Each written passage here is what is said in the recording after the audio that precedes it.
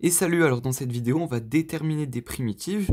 Alors, dans cette première vidéo, on va déterminer la primitive de cette fonction-là, et dans la deuxième, on déterminera celle-ci. Alors, celle-ci est vraiment très dure, du coup, c'est pour ça qu'on va la faire dans la prochaine vidéo. Mais je vous invite à faire celle-ci, donc petit indice, on va utiliser la décomposition en éléments simples, et ensuite, plus tard, on fera celle-ci. Du coup, je vous laisse la faire, mettez la vidéo en pause, et nous, on va prendre la correction maintenant. Donc, pour résoudre cette primitive, alors on va devoir trouver les primitives. Pourquoi les primitives? Parce que primitive, vous vous souvenez, à la fin on trouve une constante, hein. Donc la constante étant un réel, il peut y avoir une infinité de primitives. Alors je vous propose qu'on trouve la primitive de f de x, qu'on va écrire grand F de x. Et donc là c'est égal à quoi? Ben, c'est égal, on va mettre le symbole de la primitive. Et là pour l'instant je vais me contenter de réécrire la fonction plus x moins 6. Et on n'oublie pas le dx, comme ceci. Alors là, on voit que dans la fraction, on a un polynôme ici. Rappelez-vous ce qu'on a vu dans la vidéo, il y a 2 ou 3 vidéos, je ne sais plus.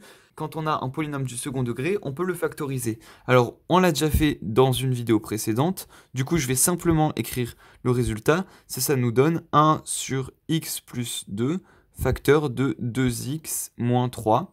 Et évidemment, encore une fois, je vais mettre le dx. Alors, maintenant, qu'est-ce qu'on peut faire? Là, on se rend compte qu'on est dans une bonne situation pour décomposer cette fraction en éléments simples, c'est-à-dire l'écrire sous forme de somme de quelque chose sur x plus 2 plus un autre truc sur 2x moins 3. Donc c'est ce qu'on va faire tout de suite. Alors on l'a également fait dans une précédente vidéo, donc je vais simplement me contenter de réécrire le résultat. On avait trouvé dans une vidéo précédente que c'était 4 sur 5 x plus 2. Alors je vous invite à regarder ces vidéos, hein, elles apparaîtront dans la fiche en haut à droite ou dans la description, le lien y sera. Plus 7 sur 5 facteur de 2x moins 1, et là dx, comme ceci. Alors, il y a une propriété de la primitive qui nous dit que la primitive d'une somme, c'est la somme des primitives, c'est-à-dire que là, je primitive tout un ensemble, toute une somme, et d'ailleurs c'est pareil pour l'intégrale, hein. Donc ce que je peux faire, c'est que je peux primitiver ce petit bout-là et ce petit bout-là séparément. Donc c'est ce qu'on va faire, je vais réécrire ça. Ça nous donne la primitive de 4 sur 5 facteur de x plus 2. On n'oublie pas le dx, plus la primitive de 7 sur 5 facteur de 2x moins 1. Et je remets encore une fois le dx de ce côté-là. Donc maintenant qu'on a quelque chose comme ça, alors là, qu'est-ce qu'on peut faire? Regardez, on remarque que 4 et 5 sont des constantes et 7 et 5 sont des constantes. Alors on voit très vite qu'on peut les basculer de l'autre côté de la primitive. Donc je peux réécrire ça sous la forme 4 sur 5 primitive de 1 sur x plus 2 dx plus 7 sur 5 et la primitive de 1 sur 2x moins 1 dx, comme ceci. Voilà. Alors maintenant que j'ai ça, là, il faut essayer de se souvenir des formules qu'on avait vues dans une des premières vidéos sur les primitives où je vous lisais ma fiche, que là, on a 1 et là, on a x plus 2. Mais regardez, si on dérive x plus 2, on obtient 1. Donc on a une fraction sous la forme u' sur u, comme ceci. Et étant donné qu'on a une fraction sous forme u' sur u, on connaît sa primitive, ça va faire ln de u. Pareil ici, enfin presque pareil, en fait, c'est pas tout à fait la même chose. Là, si je dérive 2x moins 1, qu'est-ce que j'obtiens? J'obtiens 2. Donc si je réécris uniquement ce terme-là, on peut dire que c'est 7 cinquièmes, primitive de 2 sur 2 fois 1 sur 2x moins 1 dx. Voilà, ça j'ai le droit de le faire. Mais regardez, la dérivée de 2x moins 1, c'est quoi? C'est 2. Donc là j'ai ce 2, mais j'ai ce 2 ici en trop. Donc simplement, le 2 étant une constante, je peux le passer de l'autre côté. Donc du coup, si je réécris, on peut trouver que ça fait 7 sur 5 fois 2, donc ça fait 10, primitive de 2 sur 2x moins 1. Évidemment, j'oublie pas le dx, hein. Et là, j'ai bien quelque chose sous la forme u' sur u. Regardez, si je dérive 2x moins 1, j'obtiens bien 2. Et bien maintenant, c'est simple, on n'a plus qu'à résoudre. Alors, ça vaut quoi? Ça vaut 4 cinquièmes.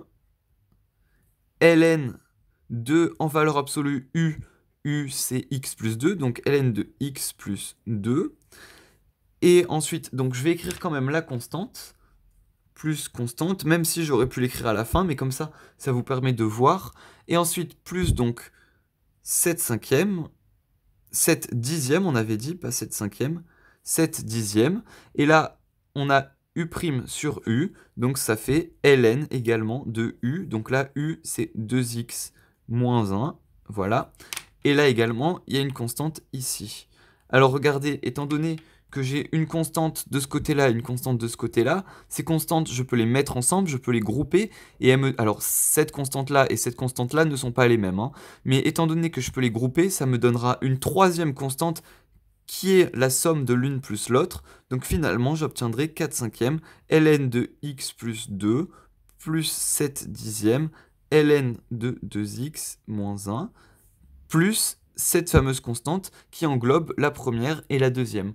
Alors, petit point de détail, pourquoi on n'enlève pas la valeur absolue à ln de x plus 2 et ln de 2x moins 1 au final, parce que dans les vidéos précédentes, on avait enlevé les valeurs absolues.